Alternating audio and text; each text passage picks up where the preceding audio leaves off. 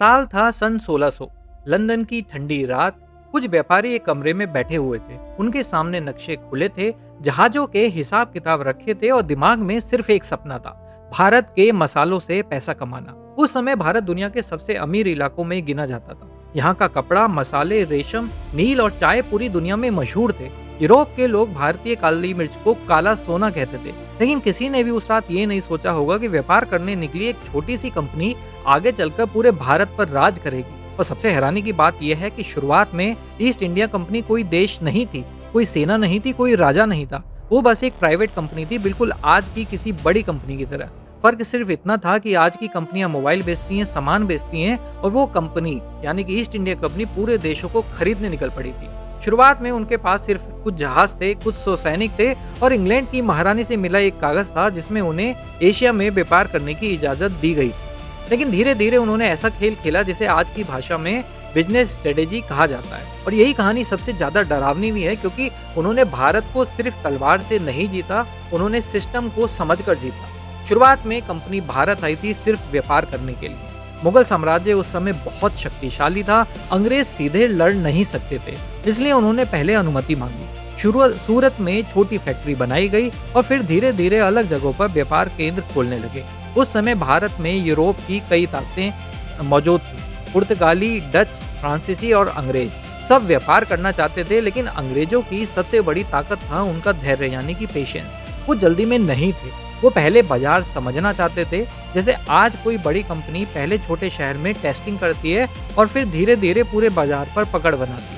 East India company ने भी यही किया, लेकिन असली खेल तब शुरू हुआ जब उन्होंने सिर्फ सामान बेचने से ज्यादा कमाई के और तरीके खोज लिए थे। उन्हें समझ आ गया था कि भारत में सिर्फ व्यापार करके उतना फायदा नहीं होगा जितना राजनीति में घुसकर होने वाला था। और यही वो मोड़ था जहां एक कंपनी धीरे धीरे एक कॉरपोरेट साम्राज्य बनने लगी थी।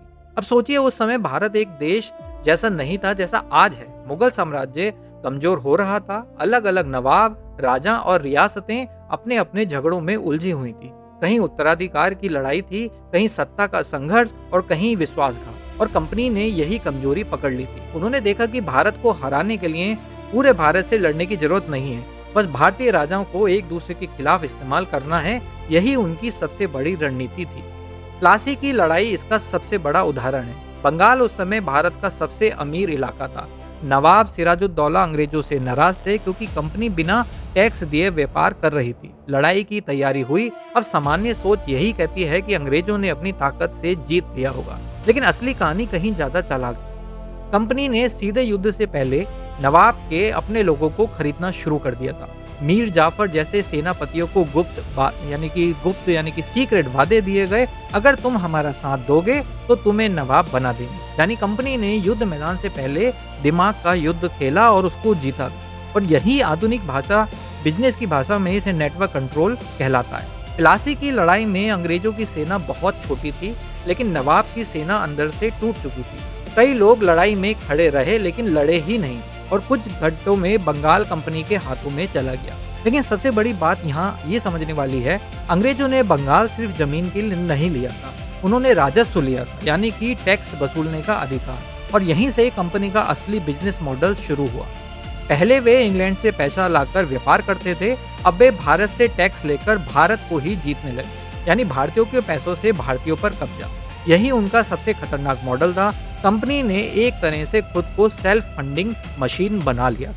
बंगाल से टैक्स आया, उस पैसे से सेना बनी, सेना से नई जगहें जीती गईं और नई जगहों से नया टैक्स आने लगा। बिल्कुल वैसे जैसे कोई कंपनी निवेश लेकर बढ़ती है और फिर उस बढ़त से और बड़ा निवेश खींच लेती है। और उनकी सेना वो भी पूरी तरह अंग्रेज नहीं थी। ज्यादातर सैनिक भारतीय थे जिन्हें सिपाही कहा जाता था। अंग्रेज अफसर ऊपर थे, लेकिन लड़ने वाले हजारों भारतीय ही थे। यानी कंपनी ने भारत को भारत की मदद से ही जीता था।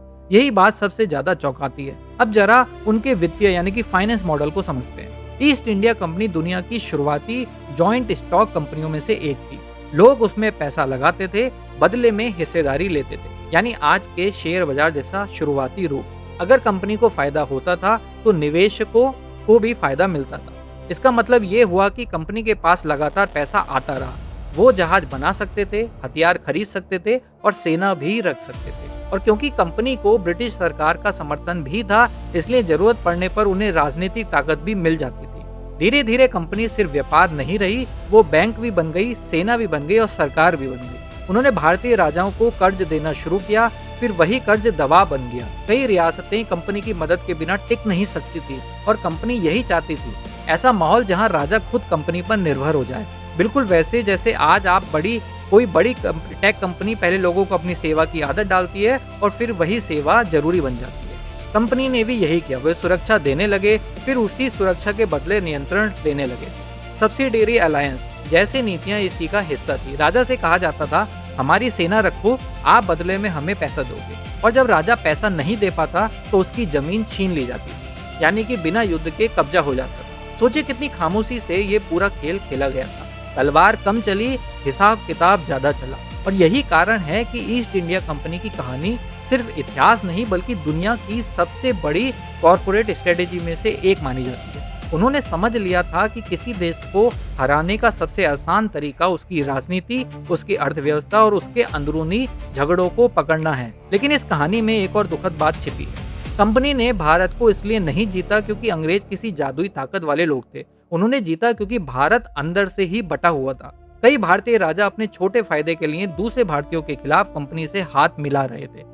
किसी को सत्ता चाहिए थी, किसी को बदला और किसी को सुरक्षा, और कंपनी हर किसी को वही सपना बेचती थी जो वो सुनना चाहता था। यही सबसे खतरनाक बिजनेस कला होती है, लोगों की जरूरत को पहचानना। धीरे धीरे हालत ये हो गई कि एक व्यापार करने वाली कंपनी करोड़ों लोगों की जिंदगी का फैसला करने लगी। कानून वही बनाती, टैक्स वही तय करती और सेना भी वही चलाती थी। दुनिया के इतिहास में शायद ही कभी ऐसा हो कि एक प्राइवेट कंपनी ने इतने बड़े इलाके पर शासन किया हो, और फिर एक दिन वही कंपनी इतनी शक्तिशाली हो गई कि खुद ब्रिटिश सरकार भी डरने लगी थी। 1857 के विद्रोह के बाद आखिरकार ब्रिटिश सरकार ने कंपनी से भारत का सीधा नियंत्रण अपने हाथ में ले लिया था, लेकिन तब तक बहुत देर हो चुकी थी। कंपनी अपना काम कर चुकी थी। अब अगर इस पूरी कहानी को एक लाइन में समझना हो तो शायद सबसे सही बात यही होगी कि ईस्ट इंडिया कंपनी ने भारत को युद्ध से कम और व्यापार, कर्ज, राजनीति और लालच को समझकर जीता। उन्होंने सिर्फ बंदूक नहीं चलाई थी, उन्होंने इंसानी कमजोरियों को पढ़ा था, और शायद यही कारण है कि 200 सैनिकों से शुरू हुई एक छोटी सी कंपनी आगे चलकर पूरे उपमहाद्वीप यानी कि